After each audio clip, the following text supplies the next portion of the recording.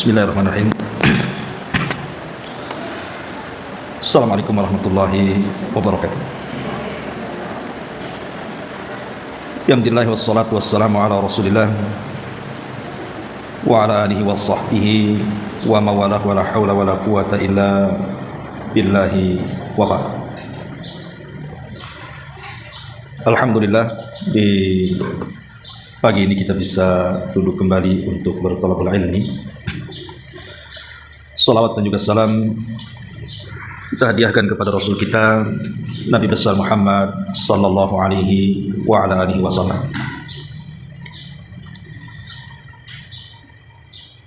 Pembahasan di pagi hari ini adalah pembahasan yang mungkin sering kita bahas, tapi tidak mengapa kita mengulas kembali untuk lebih memantapkan ingatan kita dan juga menyegarkan ingatan kita supaya lebih dekat lagi kita kepada Allah Subhanahu wa ta'ala. Temanya adalah bagaimana caranya kita melepas dosa dengan cara mudah. Ma'asyiral muslimat yang dimuliakan Allah Subhanahu wa ta'ala, kita tahu bahwa sesuatu yang tidak bisa dihindari dari manusia adalah perbuatan maksiat dan dosa. Dan itu disebutkan dalam hadis Nabi SAW, kullu bani Adam khata'un, setiap bani Adam itu pasti akan terjerumus kepada kesalahan. Wa khairul khata'ina tawwabun, tetapi sebaik-baik orang yang terjerumus kepada kesalahan adalah bertobat kepada Allah Subhanahu wa ta'ala. Karena ada sebagian orang yang mereka beralasan susah untuk tobat. Berat Ustaz saya mau tobat itu. Kayaknya meninggalkan dosa ini berat sekali. Kalau itu yang kemudian dalam benak seseorang seolah-olah tidak bisa meninggalkan dosa, maka ini bahaya. Karena akan terjerumus kepada al-qunut min rahmatillah, putus asa dari rahmat Allah Subhanahu wa ta'ala. Ingat Bu, kematian seseorang itu tidak menunggu tobat. Kematian itu tidak akan menunggu orang itu bertobat. Tapi bertobatlah baru menunggu kematian. Karena betapa banyak kisah-kisah dalam Al-Quran orang yang bertobat saat detik-detik kematian. Seperti Firaun, ketika dia tenggelam dan nyawanya hampir lepas dari badannya, dia mengatakan amantu bima amanat bihi Banu Israel. Aku beriman dengan apa yang diimani oleh Bani Israel. Apakah manfaat tobatnya Firaun? Tidak. Karena ada dua waktu ketika tobat itu masih diterima. Pertama, ketika nyawa belum sampai di tenggorokan. Yang kedua, ketika matahari belum terbit dari arah barat. Kalau dua perkara ini sudah sampai kepada kita, maka sekalipun kita sampai mencucurkan air mata darah sekalipun tidak akan diterima. Kalau sudah nyawa di tenggorokan atau sudah terbit matahari dari arah barat. Maka ingat, perhatikan, kematian itu tidak akan menunggu tobat. Maka bertobatlah kepada Allah Azza wa Jalla sambil menunggu kematian. Ma'asyiral muslimat yang dimuliakan Allah Subhanahu wa ta'ala, di zaman Nabi SAW ada anak muda datang kepada Nabi SAW, kemudian mengatakan, ya Rasulullah, i'zan li bizina. Rasul, izinkan aku untuk berzina. Maka Nabi SAW mengatakan kepada anak muda ini, dekatkan badanmu kepada aku, sampai akhirnya lututnya menyentuh lututnya. Kata Nabi SAW, sudikah kamu kalau seandainya orang tuamu yang perempuan atau ibumu dizinahi orang, atau saudarimu dizinahi orang, atau putrimu dizinahi orang, atau bibimu dizinahi orang? Apakah kau izinkan? Apakah kau redha dengan laki-laki yang menzinahi ibumu, putrimu, bibimu, saudarimu? Maka laki-laki ini mengatakan, tidak wahai Rasul, kalau aku di posisi dia, aku tidak akan redha. Maka Nabi SAW sebagaimana Mereka tidak ridha apabila ibunya dizinahi, apabila putrinya dizinahi, apabila saudarinya dizinahi dan bibinya dizinahi. Maka begitu juga orang-orang yang kau zinahi, keluarganya tidak ridha. Maka kemudian laki-laki ini akhirnya bertobat kepada Allah Azza wa Jalla. Dari sini kita katakan bahwa laki-laki ini kan seolah-olah ingin berbicara dengan kita bahwa dia tidak sanggup meninggalkan dosa zina. Maka siapapun yang beralasan saya tidak sanggup meninggalkan dosa dusta, Anda bisa meninggalkan dosa itu, asal ya tadi ada kemauan yang kuat, seraya mengambil sebab, kemudian tawakal dan begitu seterusnya. Pasti dengan mudah kita meninggalkan dosa. Makanya nanti saya akan sebutkan tip-tipnya yang disebutkan para ulama, bagaimana caranya kita terlepas dari dosa dengan mudah. Jadi tidak ada alasan. Kalau ada orang mengatakan saya tidak bisa meninggalkan dosa, bisa. Tidak ada yang nggak bisa. Karena dosa itu kan ditimbulkan dari 3 arah. Pertama, hawa nafsu. Hawa nafsu inilah yang menjadikan kita ini melakukan sebuah maksiat dan dosa. Wa inna nafsala ammaratun bisu. Terkadang jiwa ini selalu merintahkan kita untuk melakukan keburukan. Yang kedua, syaitan. Syaitanlah yang kemudian berusaha kita ini berbuat jahat, kemaksiatan dan dosa.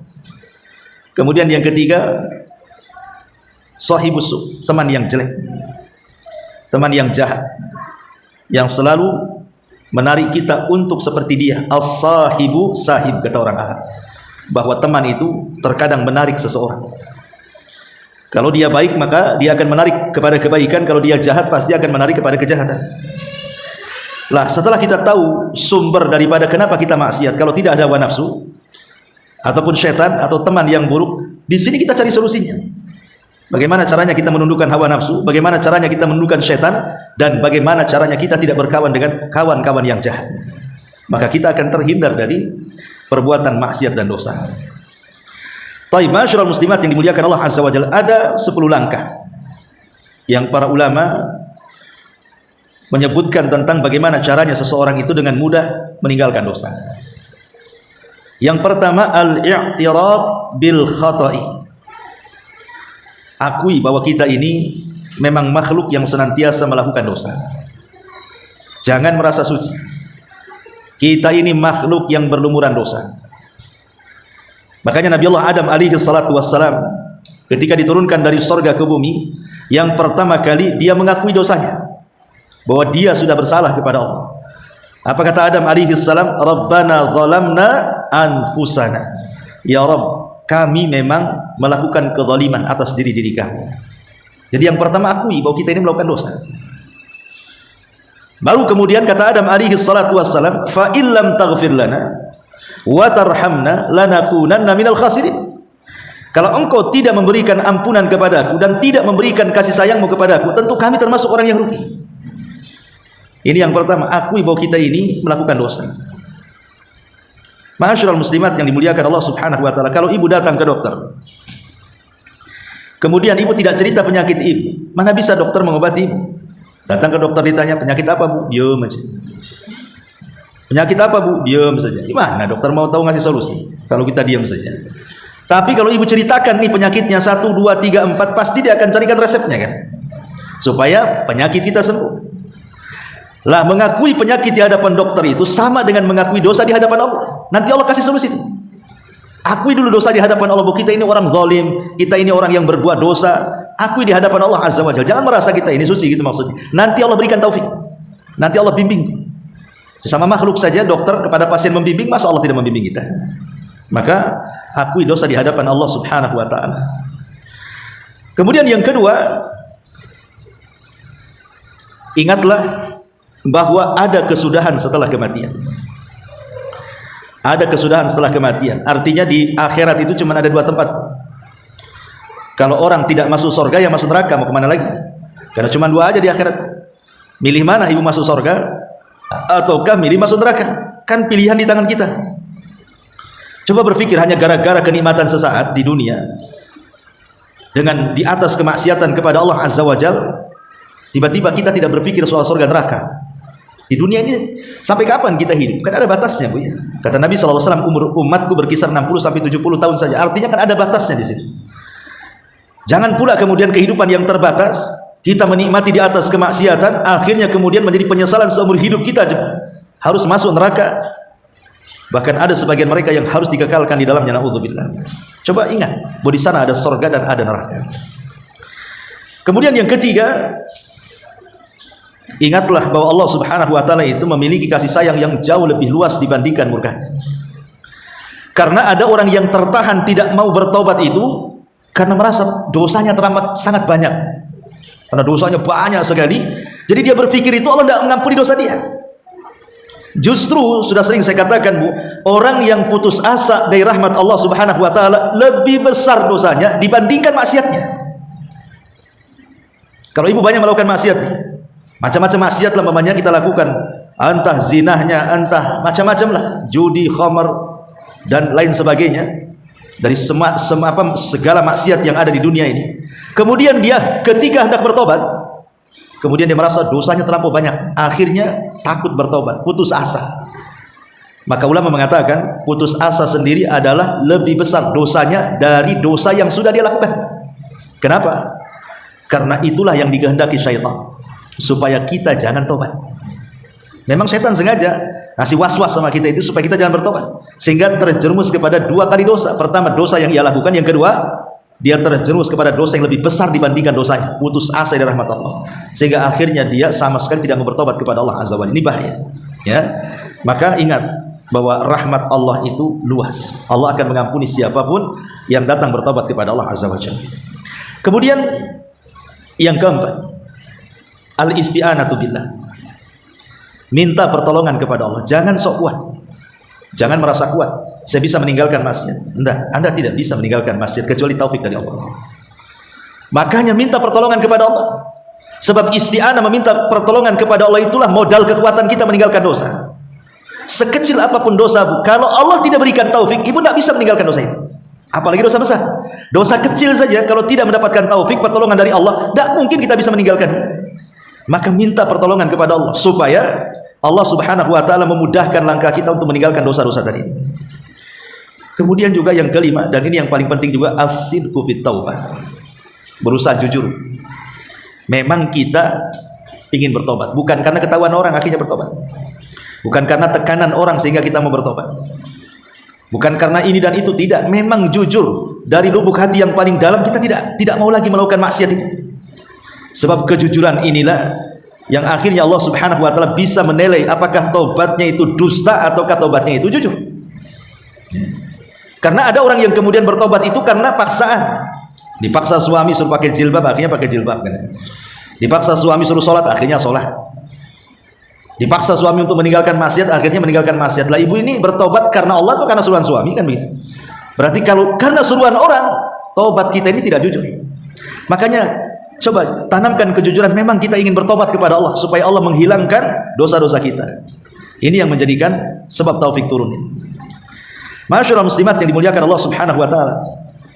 Kemudian yang nomor 6, yang nomor 7, nomor 6. Al-iktsaru minal a'malis salihati. Perbanyak amal soleh. Jadi kalau ibu memang jujur tobatnya, maka amal soleh yang tidak pernah ibu kerjakan atau yang dulu pernah dikerjakan kemudian ditinggalkan, mulai lagi. Jadi setelah ibu tobat itu mulai lagi.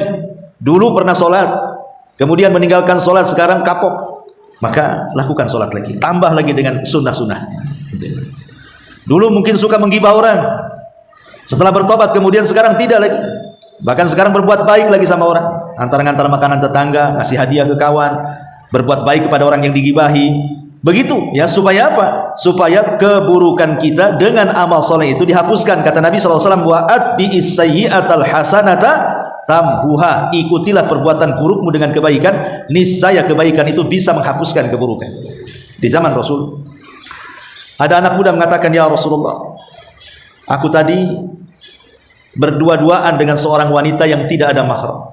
Ku pegang, ku peluk, ku cium, tapi aku tidak berzina besar. Maksudnya tidak berzina dengan kemaluan. Ya hanya berkhalwat, pacaran bahasa kitanya, pegang-pegang, peluk-peluk, cium-cium, tapi tidak sampai berzina besar. Berzina dengan farji tidak. Apa kata Nabi SAW? As-sallaital jama'ata ya fulan, as-sallaital asra jama'atan ya fulan. Apakah engkau tadi sholat asar jamaah bersama aku, kata Rasul? Tadi kamu ikut sholat jamaah, sholat asar tadi? Maka anak muda itu mengatakan, ya. Maka Rasul mengatakan, idhab wa qad ghafarallahu lak. Pergi, Allah sudah ampuni dosamu. Lihat, hanya semata-mata salat berjamaah. Laki-laki ini dikatakan Rasul, pergi, kau sudah diampuni dosa. Dari sini juga ada syariat, kalau seandainya orang itu melakukan dosa, segera sholat taubat kan itu. Tapi bagaimana Nabi SAW ketika mengatakan kepada anak muda ini, apakah engkau sholat asar berjamaah tadi wahai fulan? Dia mengatakan, ya, Allah sudah ampuni dosa. Menunjukkan bahwa sholat berjamaah itu bagian daripada amal soleh, dan amal soleh itulah yang akan menghapuskan dosa-dosa yang sudah dilakukannya. Artinya hapuslah kesalahan dengan amal soleh. Dan kalau bisa disesuaikan. Kalau dulu tidak pernah zakat, sekarang zakat tambah dengan sedekah. Kalau dulu tidak pernah sholat, lakukan sholat wajib tambah dengan sholat sunnah. Ya. Kalau dulu mungkin sudah mampu dia haji tapi tidak mau haji, nah sekarang haji lakukan dengan banyak umrah. Seperti itu. Ya, lakukan hal yang sama. Kalau dulu suka mencaci maki, lisan ini suka melaknat, sekarang terbalik. Suka memuji, ya, suka berbuat baik kepada manusia. Pokoknya lakukan kebalikannya, yang positif. Itulah maksudnya memperbanyak amal soleh, karena Islam itu kan agama amal. Islam itu agama amal. Kemudian yang nomor 7, al-ibtiad an asbabil maksiat. Usahakan sebab-sebab yang menjerumuskan kita kepada maksiat, jauhi. Apapun. Kalau lantaran ibu, pamannya ada tetangga yang memang ratu gibah di komplek ini, tahu tuh ratunya gibah, ya janganlah datang ke ratunya. Ya, nanti menjadi CS-nya pula kan itu. Maksudnya sebab-sebab yang bisa melakukan dosa tinggalkan. Ini kalau saya main ke rumah ini pasti gibah, jangan main. Ya, ibu pegang handphone nih. Ini kalau saya nelpon kawan ini memang tujuannya bagus nih, silaturahim, nanya kabar. Tapi biasanya kalau nelpon lama nanti gibah orang, enggak usah nelpon dulu. Pokoknya sebab-sebab seperti Allah mengatakan wala taqrabuz zina. Jangan dekat-dekat zina. Artinya dekat saja tidak boleh, apalagi berzina. Makna dekat di sini artinya hal-hal yang menjerumuskan kepada zina dari wasilah-wasilah itu, tinggalkan wasilah. Kalau gara-gara handphone kita berzina, buang handphonenya. Kalau majalah, gara-gara baca majalah, melihat gambar-gambar porno dan yang lainnya mengakibatkan kita berzina, jangan dibaca, tinggalkan. Pokoknya wasilah apa saja. Wasilah apa saja. Ini biasanya kalau utang, nanti kalau bayar sulit, jangan utang. Jadi biasanya kalau sudah tak bayar, bohong pula dia. Habis bohong, benci pula ketemu dengan orang yang sudah berbuat baik sama dia. Ya. Jadi di sini maksudnya al-ibtiad, dan ini sebab yang paling besar ya. Kalau ingin meninggalkan maksiat, ya memang harus menghindari sebab-sebab yang dengan sebab itu akhirnya kita bermaksiat. Ini yang nomor 7. Kemudian yang nomor 8, istisyar muraqabatullahi azza wa jalla. Berusaha untuk merasa kita ini diawasi Allah. Dengan kata lain, malu sama Allah. Masa kita malu sama manusia tapi tidak malu kepada Allah? Umpamanya ibu berzina di depan orang, malu nggak? Malu. Ya. Ibu nyopet di hadapan orang, nyopet umpamanya di minimarket, nampak di CCTV, sengaja memang ibu itu nampak kan, malu, viral pula pakai cadar nyopet, ya kan? Coba, kemudian ibu mencaci maki di depan orang, malu. Kita ini kenapa lebih malu kepada manusia, tidak malu kepada Allah, gitu maksudnya. Kita bisa malu loh di hadapan manusia ketika kita maksiat, kita ketahuan. Lah hari-hari Allah mengetahui maksiat kita, kok kita tidak aman? Atau mungkin sebaliknya Bu, kalau ibu dipuji orang, oh ibu ini Masya Allah baik, senang kita. Ya. Ibu ini rajin, sholatnya rajin, taklimnya, oh itu besar kepala Bu. Ya. Kalau dipuji manusia. Lah sekarang kalau kita meninggalkan maksiat, Allah yang memuji kita, kenapa tidak bangga? Dan ketika kita maksiat, kenapa Allah tidak memandang kita, kita tidak malu kepada Allah? Jadi kalaupun kita tidak lebih atau melebihkan rasa malu kita kepada Allah, kata para ulama ya, walaupun kita tidak bisa melebihkan rasa malu kita kepada Allah dibandingkan manusia, minimalnya samalah. Sebagaimana kita malu kalau kita maksiat di depan orang, begitu juga kita malu kalau kita bermaksiat di hadapan Allah. Minimalnya sama. Kalau kita tidak bisa melebihkan Allah di atasnya. Karena hanya dengan itu yang paling mujarab ya, yang paling mujarab orang meninggalkan maksiat itu ini.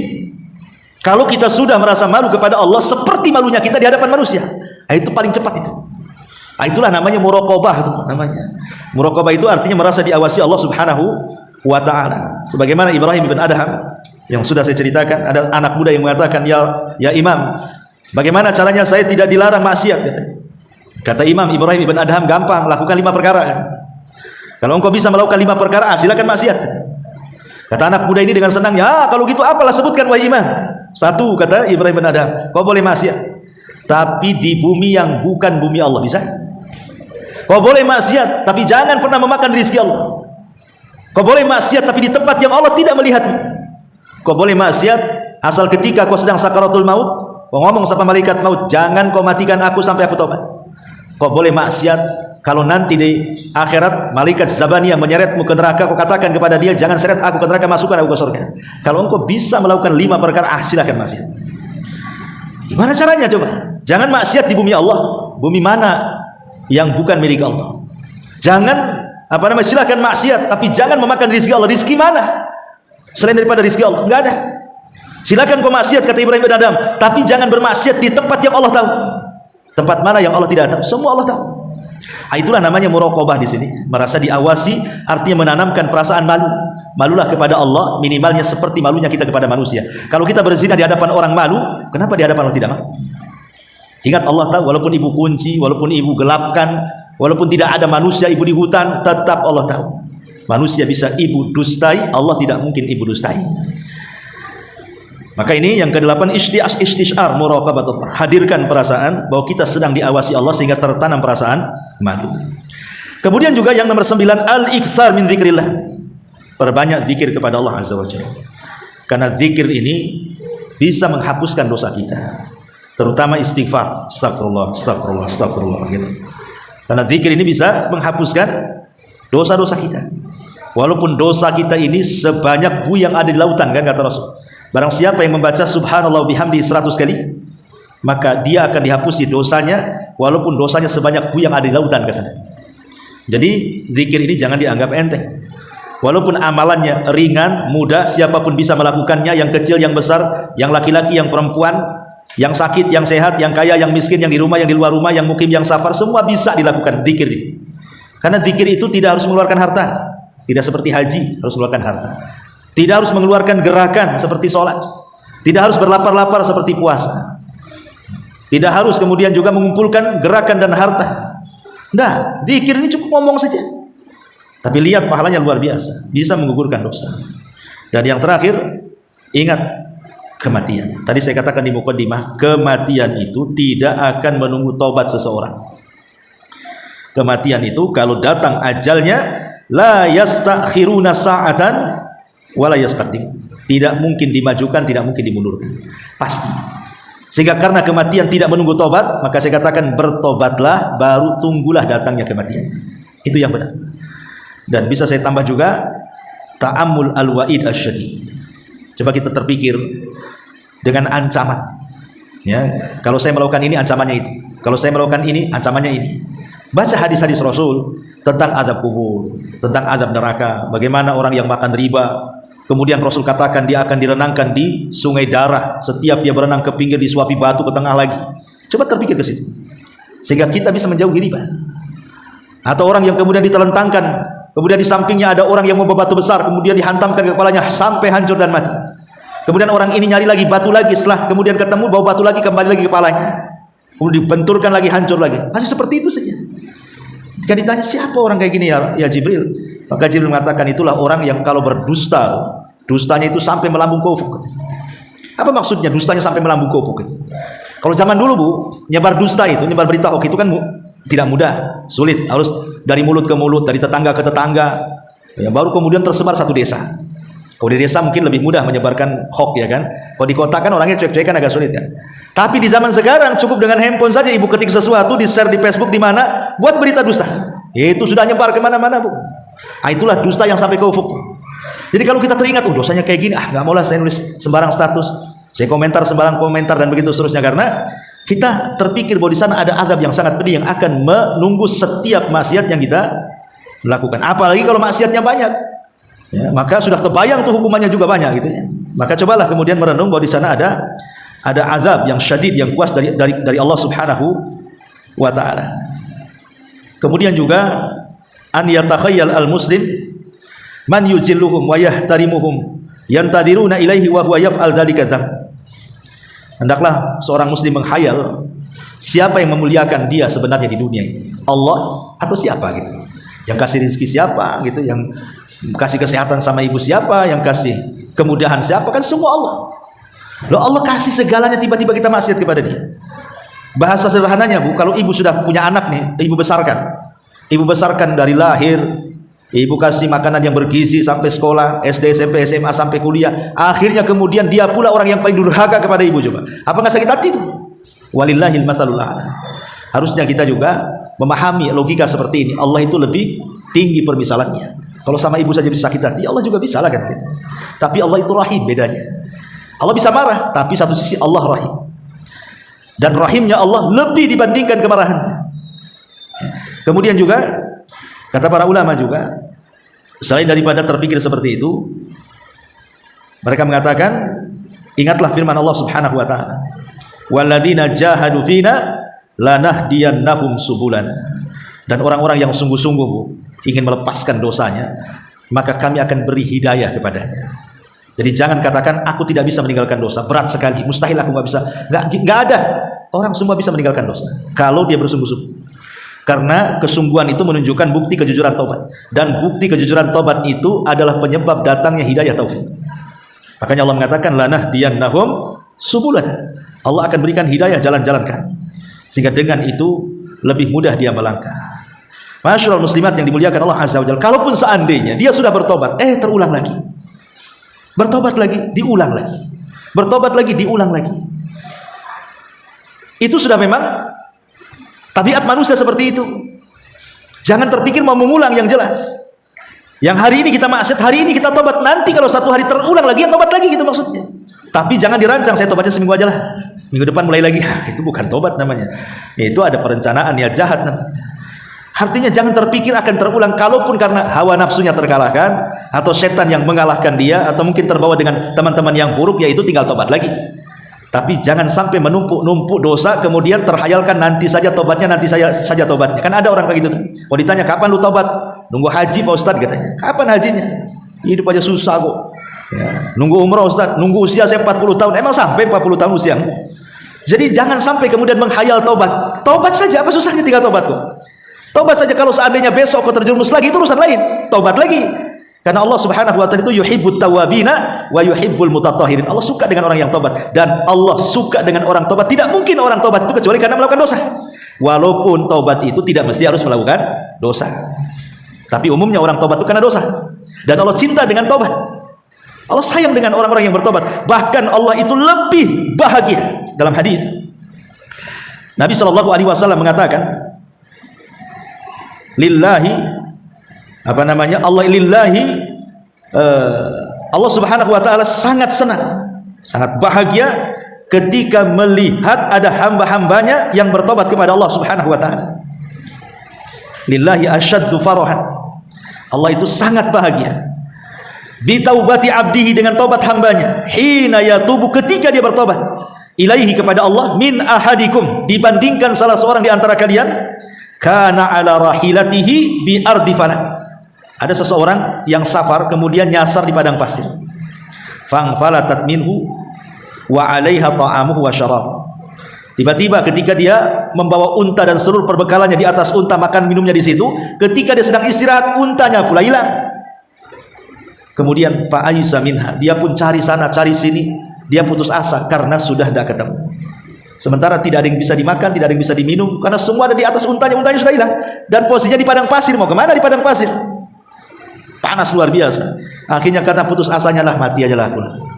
Ketika dia tertidur kelelahan, setelah lama dia tidur, dia terbangun, rupanya untanya jilati mukanya. Bahagia nggak? Bahagialah. Ya. Orang ini kan nggak melakukan safar, Bu, sementara perbekalannya di atas unta. Nyasar di padang pasir. Padang pasir bukan kayak jalan Batam ini, 2 meter ada warung Padang, 2 meter ada warung, macam-macam warung kan gitu. Padang pasir mana ada. Ketika dia nyari untanya sana sini gak ketemu, wah, ada matilah saya. Tahu-tahu ketika dia tertidur, dijilati pula mukanya. Kok ada di sini apa enggak? Bahagia, saking bahagianya dia salah ucap ketika berdoa. Allahumma anta abdi wa ana rabbuk. Ya Allah, engkau adalah hambaku dan aku Rabbmu. Saking bahagianya salah ngomong. Ya. Tapi nggak ada masalah kan, itu kan salah ngomong saja kan, saking bahagianya terkalahkan dengan kebahagiaannya, akhirnya salah ngomong dan mengatakan, ya Rabb, engkau adalah hambaku, aku pula Tuhanmu. Kenapa? Karena min syiddatil farah, salah dia karena bahagianya. Tapi kata Rasul, orang ini bahagia luar biasa, saking bahagianya salah ngomong. Tapi Allah lebih bahagia dengan tobatnya seorang dibandingkan orang ini yang sudah hampir putus asa karena kehilangan makanannya. Jadi dari sini menunjukkan Bagaimana orang yang bertobat itu adalah kebahagiaan tersendiri bagi Allah Subhanahu wa taala. Maka saya akhiri dengan ayat qul ya ibadiyalladzina asrafu ala anfusihim la taqnatu min rahmatillah innallaha yaghfiru dzunuba jami'a innahu huwal ghafurur rahim. Katakan, wahai hamba-hambaku, orang-orang yang mereka melampaui batas terhadap diri mereka. Kenapa kalimatnya melampaui batas kepada diri mereka? Kenapa tidak disebut dosanya saja? Artinya di sini kalimat asrafu ala anfusihim, yang mereka melakukan atau melampaui batas terhadap diri mereka. Karena tingkatan dosa manusia itu banyak. Ada yang sedikit dosanya, ada yang banyak sekali, ada seumur hidup dia melakukan dosa kemudian tobat. Tetapi Allah katakan la taqnatu min rahmatillah. Sekalipun kita ini melakukan semua dosa, tetap jangan putus asa dari rahmat Allah Subhanahu wa taala untuk bertobat. Kenapa? Innallaha yaghfiru dzunuba jami'a. Karena Allah mengampuni semua dosa. Innahu huwal ghafurur rahim. Dia adalah zat yang Maha Ghafur. Ghafur itu bukan hanya sekedar mengampuni, tetapi ghafur itu artinya Allah mengampuni dan Allah juga menutup aibnya. Itu mana ghafur. Ya. Makanya Bu, kalau ibu berdoa minta ampun, jangan berhenti mengatakan ya Ghaffar. Ya Ghaffar ighfirli, ya Ghafur ighfirli. Karena kita bukan hanya semata-mata minta diampuni dosa saja kan, Bu. Kalau bisa aib kita juga ditutup. Kalau bukan karena Allah yang menutup aib kita, tidak ada manusia yang menghormati kita. Makanya penting kita terus meminta kepada Allah dan bertawasul dengan nama Allah, ya Ghaffar atau ya Ghafur, karena dengan kalimat itulah bukan hanya diampuni dosa, tapi juga aib-aib kita ditutup di hadapan manusia. Wallahu a'lam bishawab. Sampai di sini. Baik, sebelum saya tutup, silakan kita buat tanya jawab.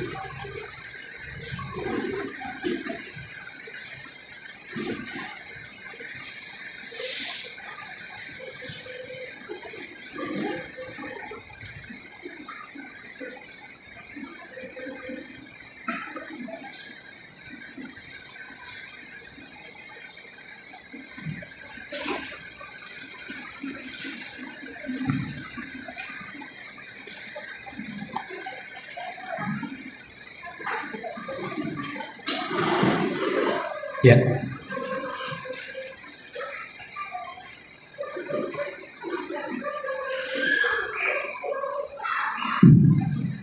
Bismillah, Assalamualaikum Ustaz. Waalaikumsalam. Ustaz, ini bukan tema yang hari ini, tapi tema yang di hari Sabtu pagi ini dari Ustaz.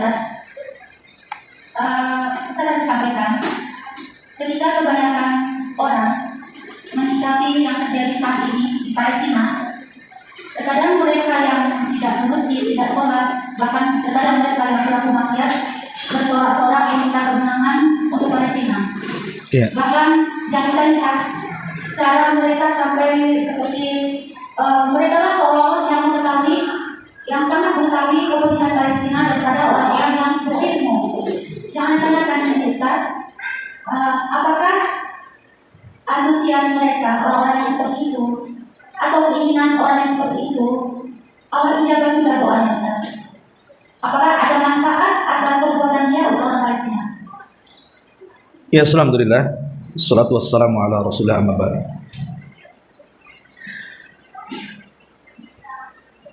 Ada satu pertanyaan yang sudah saya bahas pada Sabtu, tapi nggak di masjid ini ya, di Masjid Darul Ihsan.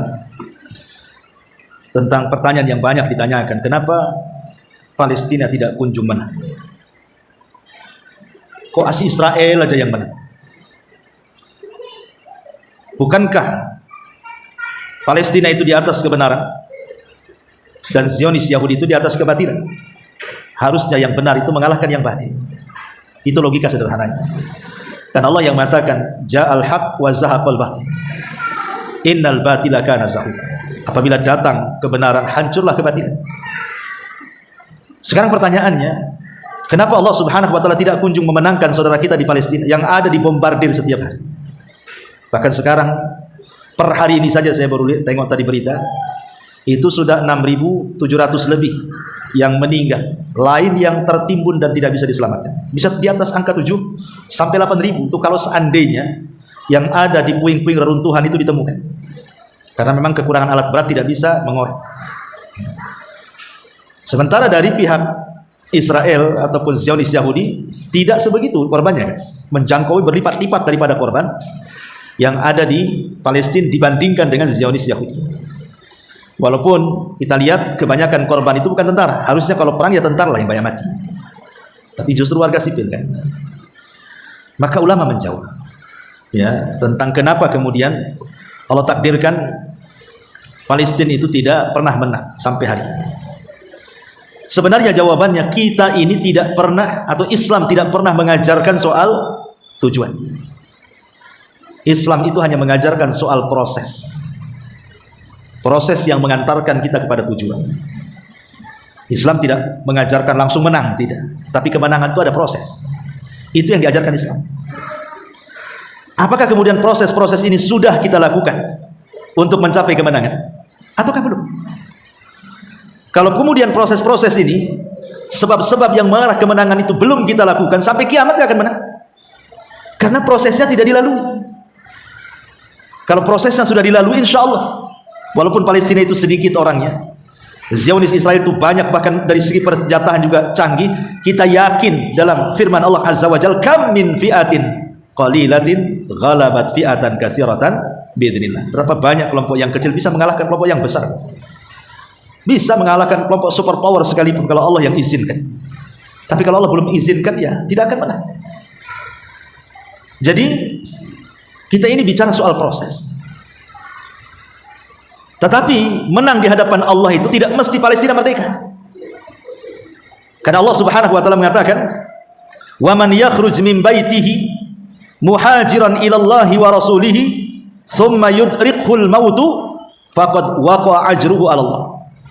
Allah Subhanahu wa taala mengatakan, barang siapa yang hijrah dari rumahnya menuju Allah dan Rasulnya, sebelum sampai di tempat hijrah kok dia mati, maka pahalanya sudah sampai, sudah dianggap hijrah walaupun belum sampai ke tempat hijrah. Sama dengan orang yang berniat ingin jihad, udah ada niat tapi dia sakit, akhirnya mati pula di pembaringan, maka dia sudah mendapatkan ajrus syahid, pahala orang mati syahid. Artinya bahwa di sisi Allah dia menang, karena sudah sampai kan kepada kemenangan. Bukankah hakikat kemenangan itu, faman zuhziha 'anil nar wa udkhilal jannah faqad faz, siapa yang dikeluarkan dari neraka dimasukkan ke surga, itulah yang menang. Hakikatnya dia sudah mendapat kemenangan di hadapan Allah. Walaupun secara kasat mata di dunia mereka dibombardir, mereka di nuklir ditembaki, di tank, di macam-macam, dihujani bom, macam-macam. Ya. Jadi ingat bahwa kita ini cerita proses. Yang kedua, ya, kalau kita belum mampu merubah diri kita untuk merubah sebuah kaum, mungkinkah kemudian kaum itu berubah? Tidak. Karena Allah yang mengatakan, innallaha la yughayyiru ma biqaumin hatta yughayyiru ma bi anfusihim. Allah tidak akan merubah sebuah kaum sampai kaum itu yang berubah. Nah, kalau sekarang kemudian kita berkuar-kuar, kita mengutuk Zionis Yahudi dengan sangat keras, membakar bendera Israel, teriak-teriak, datang waktu sholat, tak sholat, datang waktu majelis taklim, tak hadir di majelis taklim, tidak pernah berzikir, maksiat jalan, kelakuannya kayak Yahudi, cuman Allah akan kabulkan permintaannya. Maka lautan manusia di mana-mana negara pun nggak akan bisa membantu, nggak akan bisa membantu. Makanya kita kan yang mereka hajatkan itu doa-doa kita lah, ya kan? Doa-doa orang-orang yang memang dekat dengan Allah. Masa dari semua orang yang berdoa kepada Allah tidak sampai kepada Allah, Allah tidak kabulkan? Pasti ada yang dikabulkan. Tapi kalau kita membaca bab doa juga ada kan perkara-perkara doa itu tidak bisa dikabulkan kan? Salah satunya ya tadi, makanan haram, minuman haram. Karena doa ini ibarat pisau dengan penggunanya. Kalau pisaunya tajam, penggunanya lihai, dia senang aja cincang apa aja dicincang dia. Tapi kalau seandainya pisaunya tajam, orang yang menggunakan tak lihai bisa senjata makan tuan itu namanya. Atau terbalik, ya, orangnya bagus pisaunya, pula tak tajam. Jadi doa itu harus tajam pisaunya, lihai pula penggunanya. Maknanya kalau kita ini dekat dengan Allah dengan banyak melakukan ibadah kepada Allah, kemudian kita berdoa kepada Allah supaya kemenangan Palestina, insya Allah Allah kabulkan.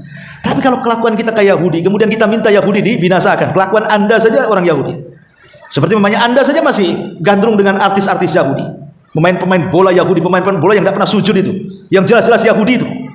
Nah, ini gimana ceritanya kok kemudian kita mengkantar Yahudi, tapi kita pula masih mengidolakan Yahudi di satu sisi? Nah, ini nggak bisa, ya seperti itu. Makanya sebenarnya kenapa Palestina sampai hari ini belum Allah menangkan? Karena kita tidak cerita kemenangan, kita cerita proses kemenangan. Mereka itu sudah menang di hadapan Allah, walaupun tidak menang di hadapan manusia. Karena mereka betul-betul mempertahankan negeri mereka. Dan jihad bagi mereka wajib. Tapi jihad bagi kita fardu kifayah. Tapi bagi mereka wajib. Kecuali mereka nyerang kita, kita wajib di sini. Mereka yang fardu kifayah. Tapi ketika menyerang mereka, mereka yang jadi wajibul ain itu. Wajib mereka bertahan kayak kita lah zaman dulu Belanda. Mungkin Palestina hari ini kita mungkin lebih lama lagi dijajah dulu kan. Hampir 300 tahun kan itu. Kita nggak tahu saja kondisi zaman dulu, hanya dapat cerita-cerita saja keganasan Belanda dan Jepang. Kurang lebih saja kalau negara sudah dijajah itu pasti dihinakan penghuninya. Apa kata Balkis ketika mendapatkan surat dari Sulaiman? Ketika kemudian orang-orang mulianya mengatakan, wahai ratu, serang saja, kita punya kekuatan. Apa kata Ratu Balkis? Wahai para pejabat, ingat, sebuah kaum kalau sudah menguasai negara, menjajah, maka dia tidak akan memuliakan negara itu. Pasti akan dihinakan. Sebaiknya kita damai saja. Itulah cerdasnya Ratu Balkis. Ya. Nggak ada namanya penjajahan, ya pasti ya apa yang kita lihat hari ini. Kalau negara sudah menjajah itu ya mestilah pembunuhan dan pembunuhan tiap hari. Seperti itu. Cuman karena bagaimanapun Muslim satu dengan Muslim yang lainnya itu kal jasadil wahid, seperti jasad yang satu. Artinya kalau satu jiwa warga Palestina meninggal, itu juga kita rasakan di sini bagaimana meninggalnya. Kalau orang Palestina kemudian terluka, maka itu pun menjadi sakit luka mereka bagi kita. Tetap kita harus punya jiwa seperti itu, karena bagaimanapun seorang Muslim dengan Muslim yang lain kalbunyan yashuddu ba'duhu ba'dha kan. Bisa menguatkan satu dengan yang lainnya, bahkan sama dengan satu badan. Kalau sakit saja anggota badannya, maka satu badan akan sakit. Itulah kondisi. Makanya kita yang mereka hajatkan selain daripada ya urusan makanan, minuman dan yang semacamnya, tapi yang lebih besar daripada itu hanyalah doa. Sebenarnya kekuatan doa itulah makanya kenapa warga Palestina melalui kekurangan segala-galanya itu mereka masih hidup. Kalau bukan karena pertolongan Allah siapa lagi? Mereka masih hidup, masih segar bugar, masih bisa melawan kan gitu. Padahal pasokan air sudah kurang, pasokan itu kan keajaiban luar biasa. Mereka masih tegar, bahkan anak-anak mereka pun tegar. Kalau saya lihat video-video yang potongan-potongan video itu, bapaknya meninggal, tidak ada raut sedih itu anak-anaknya. Dengan bangga dia mengatakan, ini yang diinginkan bapak saya syahid gitu. Luar biasa gitu. Nah, ini kan udah terdoktrin seperti itu. Yang kita hanya bisa mendoakan dan berusaha juga kebaikan, kemenangan itu kembali kepada kita. Kalau kita kaum muslimin di mana saja mau kembali kepada agamanya, sewaktunya sholat ya sholat, waktunya ngaji, waktunya ya perbaiki akidah, ibadah dan begitu seterusnya. Insya Allah akan memenangkan perang bagi saudara-saudara kita dimanapun mereka berada. Kalau kaum musliminnya lebih baik lagi, karena merubah sebuah kaum tidak mungkin mampu kecuali dengan merubah diri kita sendiri itu, baru merubah kaum tadi. Wallahu a'lam bishawab. Saya kira cukup ini. Saya harus berbatam seger. Subhanallah bihamdika asyhadu an la ilaha illa anta astaghfiruka wa atubu ilaik. Allahu ta'ala.